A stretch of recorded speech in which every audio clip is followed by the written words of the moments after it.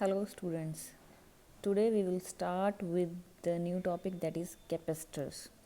Before starting the capacitor, we should know about conductor, insulator and semiconductors. Semiconductor is for further use, but still it is in the same category. Conductors, as we know, are the materials which can conduct the electricity easily. The simple meaning of conductor is it has free valence electrons. Till now you all know the meaning of free valence electrons, but in insulator we have bound valence electron. In semiconductor, first of all, in conductors can conduct at any temperature. Insulator will not conduct at any temperature, and semiconductor can conduct at room temperature. Okay, it has free electrons at any temperature because it has as we have a atom, we have nucleus. In nucleus we have positive charge, and around in the orbits of an atom we have electrons, and the valence electrons are present in the outermost shells. The number of electrons that are present in an outermost shell will decide whether it is a conductor, insulator or semiconductor. We know that positive charge is always bound and electrons can move. On this criteria, capacitors are made up of conductors, because in conductors electrons can move freely.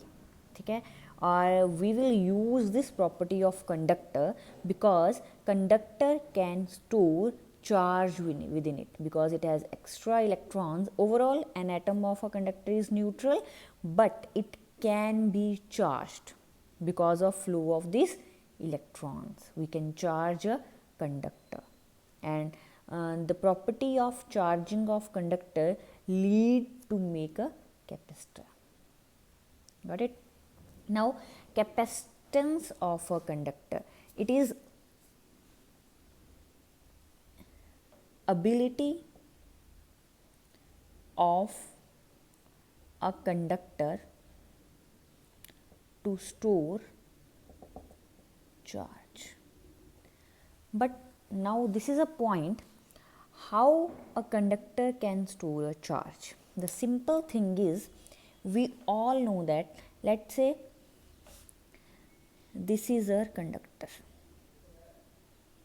We all know that there will be equal number of positive as well as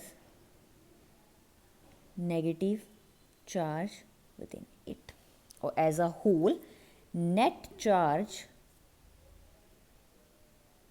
will be 0. But when we want to make it when we want to store a charge on a conductor, what we do, we apply a force. That means simply connecting it with the wire or something which has extra electrons within it.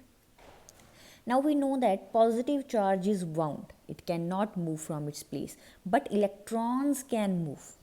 So when force is applied, these electrons start moving, and when this electron rush, because of the similar charge, they repel each other, and a similar backward force exerts on it.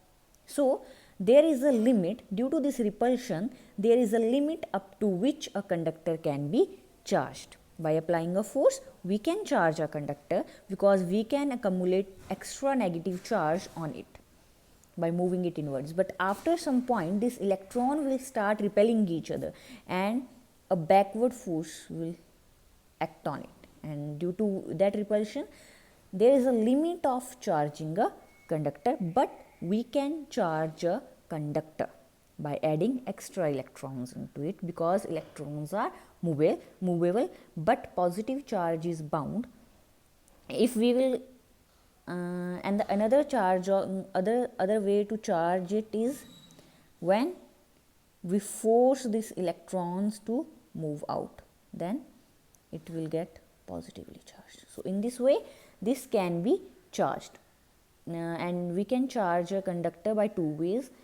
It can be done by induction as we already done, and it can be done by conduction also. Conduction is the direct contact between the two bodies, and induction is the way in which two bodies are kept in vicinity, and according to the charges on each other, they accumulate the charge that we have discussed earlier. But in this way we can charge a conductor, and ability of charging a conductor is called